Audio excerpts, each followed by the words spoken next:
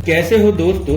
आज हम फिर से मौजूद हैं दिल्ली महरौली में। महरौली खासतौर पर कुतुब मीनार के लिए जानी जाती है, लेकिन कुतुब मीनार परिसर के बैक साइड में और भी कई ऐतिहासिक स्मारक हैं जिनके बारे में कम ही लोग जानते हैं। उन्हीं में से एक शानदार इमारत है जिसे आमतौर पर भूल भुलैया के नाम से जाना जाता है, जो सम्राट अकबर के सेनापति और मुंह बोले भाई आदम खां का मकबरा है।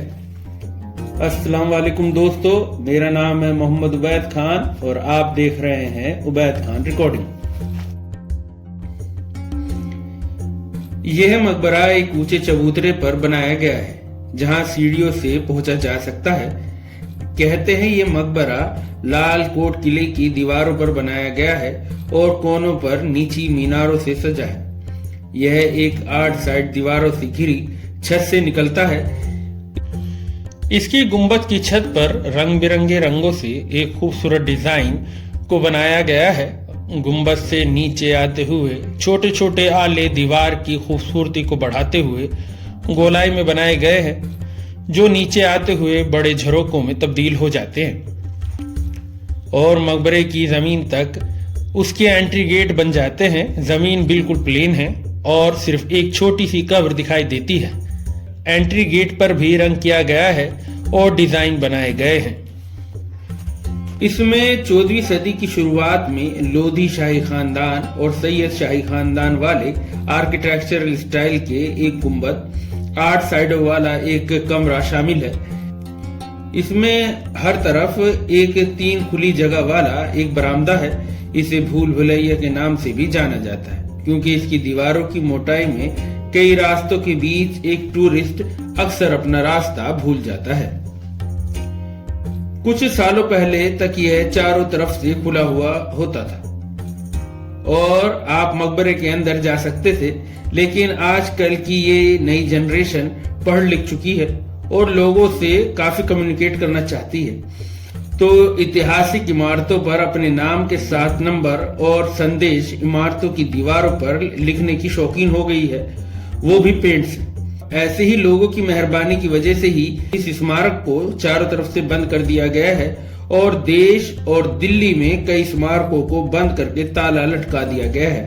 प्लीज इन इमारतों में जाकर ऐसा ना करें।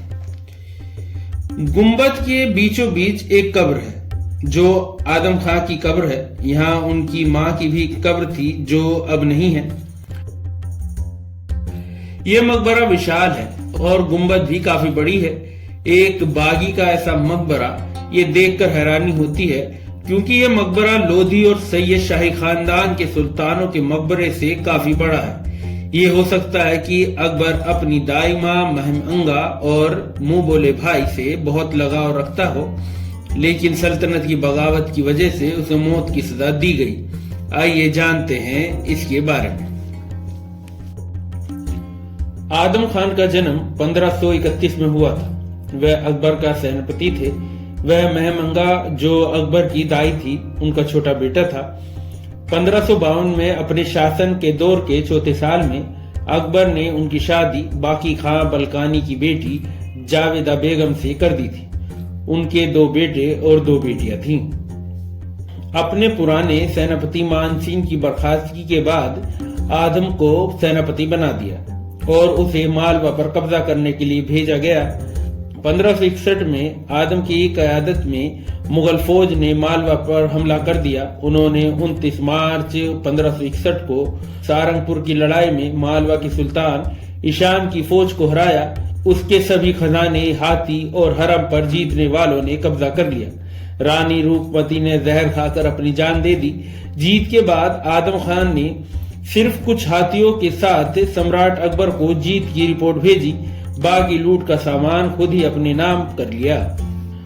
अकबर को इस गुस्ताखी पर गुस्सा आया। उसने खुद जाती तौर पर सारंग की ओर मार्च किया। उसने आदम खां को वहां पहुंचकर हैरान कर दिया, जिसने अकबर के सामने हथियार डाल दिए और उसकी लूट जब्त कर ली गई और कमान पीर मोहम्मद खान को सौंप दी गई। नवंबर 1561 में अकबर के पसंदीदा जनरल अतागा खान को मुनीम खान की जगह वजीर बनाया गया। उन्हें वजीर बनाने से महमंगा खुश नहीं थी। 16 मई 1562 को आदम खां कुछ बदमाशों के साथ दर्शकों के हॉल में बैठे अतागा खान पर टूट पड़ा और उनकी हत्या कर दी। आदम खान फिर अंदरूनी कमरे की ओर भागा, जहां उसे अकबर ने पकड़ लिया। वह शोर सुनकर नींद से जाग गया था। शाही आदेश से आदम को एक मंजिल इमारत, जिसकी ऊंचाई लगभग 10 फुट थी, उसकी छत से 2 बार नीचे फेंका गया और मौत की सजा दी गई। अकबर ने खुद ये खबर मेहमंगा को दी, जिसने सादा मगर इज्जत से जवाब दिया कि उसने अच्छा किया। आदम खां की अचानक से इंतकाल से उसकी मां उदास हो गई और 40 दिन बाद उनका भी इंतकाल हो गया। उनकी वफात के बाद उनके जनाजे को पूरी इज्जत के साथ दिल्ली भेजा गया। अब अकबर ने महरौली में आदम खान का मकबरा बनवाया, जहां आदम खान और मेहमंगा दोनों को दफनाया गया था।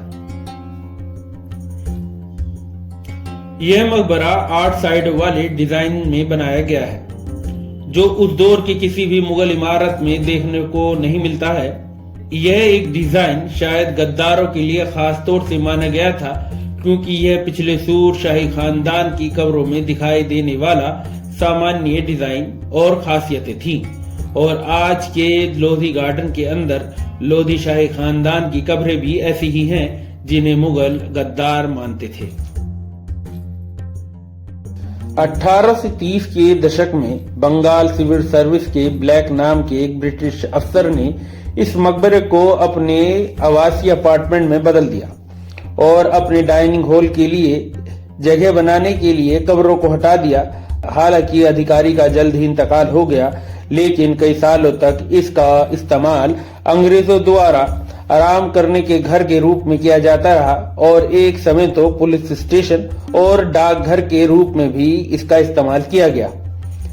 कब्र को खाली कर दिया गया था। बाद में लॉर्ड कर्जन के आदेश से इसे फिर से बनाया गया और तब से आदम खान की कब्र को उसी स्थान पर बहाल कर दिया गया और बीच वाले गुंबद के ठीक नीचे जो आज मौजूद है। हालांकि उनकी मां मेहमंगा की कब्र कभी नहीं देखी गई।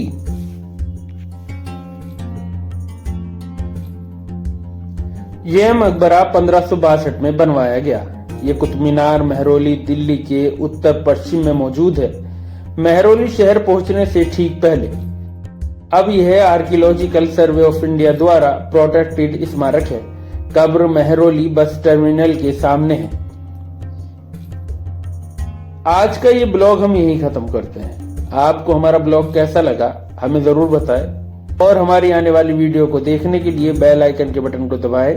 प्लीज चैनल को लाइक करें, सब्सक्राइब करें। शब्बा खैर।